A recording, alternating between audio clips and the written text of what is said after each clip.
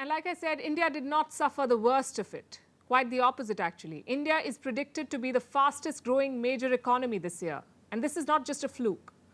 It's not like India just got lucky. India remains strong because of its approach to this war, because of how it handled the crisis and the policy it followed. It's a policy that keeps India first, a policy that balances national interest with international responsibility without grandstanding. The past 1 year has made India an outlier, also a leader. Tonight, we want to talk about how India navigated this global storm. The 5 things that made India stand out. First, India's neutral and pragmatic stance. Second, its influence over Russia. Third, its potential to play peacemaker. Fourth, India's decision to buy Russian oil despite Western pressure. And fifth, its ability to call out the West's hypocrisy. 5 things that contributed to how India fared. Let's take these one by one. India has consciously chosen not to parrot the West script because the diktat from the West is quite clear: you're either with us or against us. India refused to play that game from day one. Just yesterday, India abstained on a vote against Russia at the United Nations. The 47th time it has done this. You see, the United Nations has become a playground for the West to flex its diplomatic muscle. But sanctions and censure do not resolve wars or conflicts, so India has abstained. It has steered clear of the West's economic war against Russia. New Delhi is not a signatory to any sanctions against Russia. Instead, it has chosen the path of quiet yet constructive diplomacy, which brings us to point number 2, India's leverage with Russia. The West has now acknowledged it, that India's influence over Moscow is an asset. US Secretary of State Antony Blinken said the same in a recent interview. He said that India prevented Russia from using nukes. He said the US intelligence had a tip-off that Russia could use tactical nuclear weapons against Ukraine last year. Guess who intervened? India did. Last year, the CIA chief had a similar story to tell. In fact, I have a quote from what he said. I think it has also been very useful that Xi Jinping and Prime Minister Modi in India have also raised their concerns about the use of nuclear weapons. I think that's also having an impact on the Russians. India has quietly been working behind the scenes. It played a role in persuading Russia to stop shelling in the Zaporizhia nuclear power plant. It engaged in back-channel diplomacy to get the Ukraine grain deal signed. That's how India has contributed. Point number 3, India is a potential peacemaker. Well, how's that?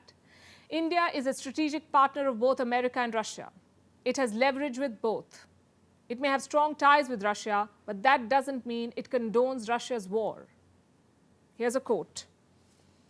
Today's era is not an era of war, and I have spoken to you on the phone about this.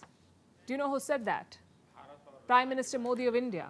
He said this to Russian President Vladimir Putin, point blank, that this is not an era of war. And this was at the SCO summit last year, and it had just the right impact. The West welcomed Prime Minister Modi's remark. The world realized that when India speaks, Putin listens. Also, when the West puts pressure, India can resist. That's point number 4, buying Russian oil. Last summer was a period of chaos. The world's energy sector was in crisis. Oil prices had shot through the roof, but India remained largely unhurt. How did that happen? It's because India increased purchases of Russian oil. This oil was coming at steep discounts, and India bought it. Latest data suggests that Russia now fulfills 30% of India's oil needs. Last month, India bought 1.4 million barrels of oil from Russia, the highest amount it has ever purchased from Russia. And India is unapologetic.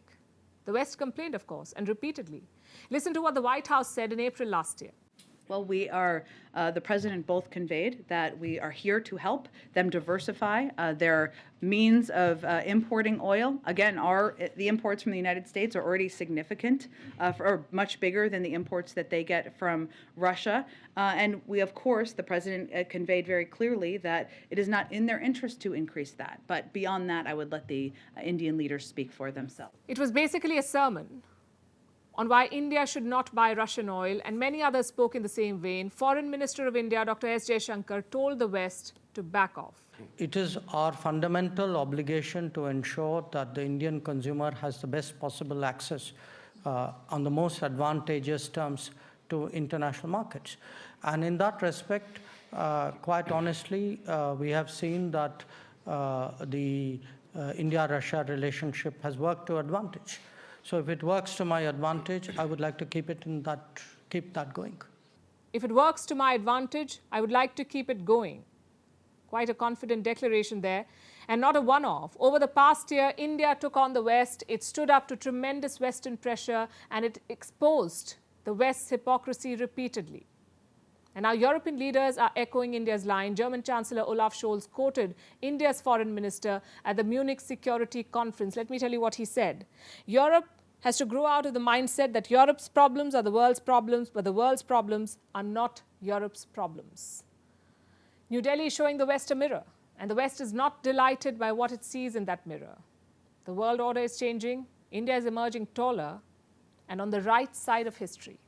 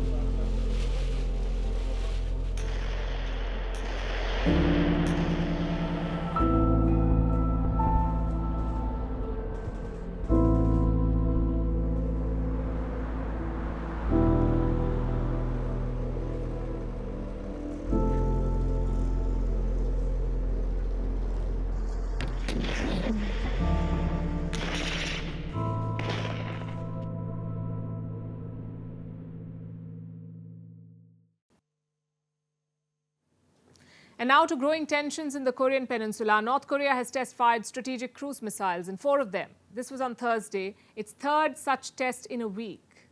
What are strategic cruise missiles? Essentially, these are North Korean long-range missiles that can carry nuclear warheads. And how have the US and South Korea responded? With more military drills of their own to simulate a response to a nuclear strike by Kim Jong-un. They've conducted what they call tabletop exercises. The war games are well and truly on in the Korean Peninsula. With this, North Korea has launched itself into global headlines again. This was a missile test, a strategic cruise missile test. 4 such missiles were fired towards the Sea of Japan. The missiles are called the Hwasal-2. They're nuclear capable. And with this test, North Korea has sent another warning to its rivals, South Korea and the United States.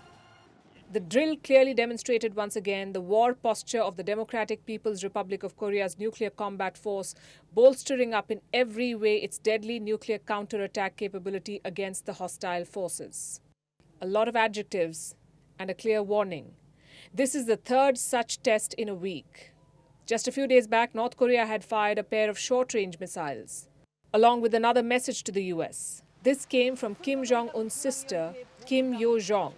She said America should stop military drills with South Korea, else the Pacific Ocean would turn into North Korea's shooting range. Just before this, Pyongyang had tested an intercontinental ballistic missile with a range of more than 5,500 kilometers, one that could carry a nuclear bomb. It's clearly an escalation, and it's part of Kim Jong-un's bucket list for 2023.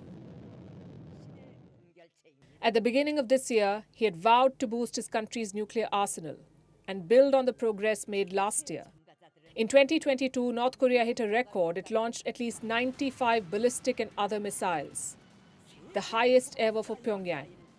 In fact, reports say a record 23 missiles were tested in just 24 hours at one point. How are the United States and South Korea responding? With more drills. Washington held military drills with South Korea and Japan. It also conducted a tabletop drill with Seoul at the Pentagon on Wednesday, the 8th such drill in about a decade. What is a tabletop drill? Think of it like a brainstorming session. It's when key personnel from both sides get together, simulate their response to emergency situations, and see where they stand. In a statement, the Pentagon said this: given the Democratic People's Republic of Korea's recent aggressive nuclear policy and advancements in nuclear capabilities, the tabletop scenario focused on the possibility of Korea's use of nuclear weapons. On Thursday, both sides visited a submarine base in Georgia. The US Navy showed South Korean officials its nuclear-powered ballistic submarines. Reports say the aim was to assure South Korea of America's commitment to protect them in the event of an attack. Seoul sees North Korea's recent activities as a launch pad for a seventh nuclear test. North Korea's intercontinental ballistic missiles have not been launched at a normal angle so far. But the intelligence authority is seeing that North Korea has all the capabilities and seems to be preparing a timeline to boost the pressure effect on the United States. There is a possibility for a seventh test, which would be essential to complete the miniaturization and lightening of weight of nuclear bombs. The concerns are not without basis. North Korea continues to make progress. Its nuclear inventory is growing. Despite the pandemic, the food shortages and the power crises, Kim is keeping Seoul, Washington and Tokyo on their toes.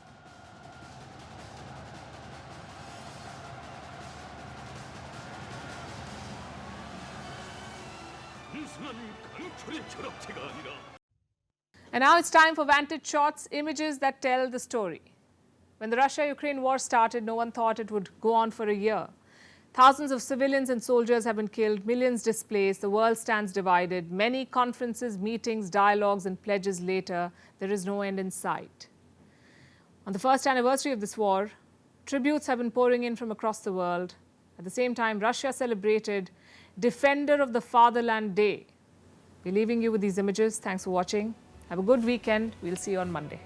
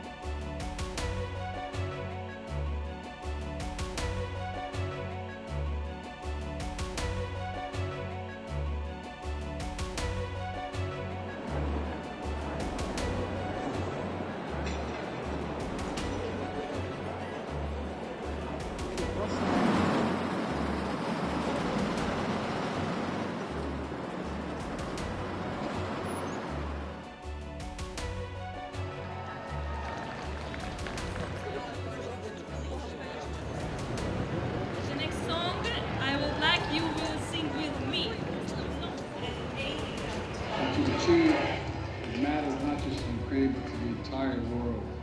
And together, I have no doubt we'll keep the flame of liberty burning.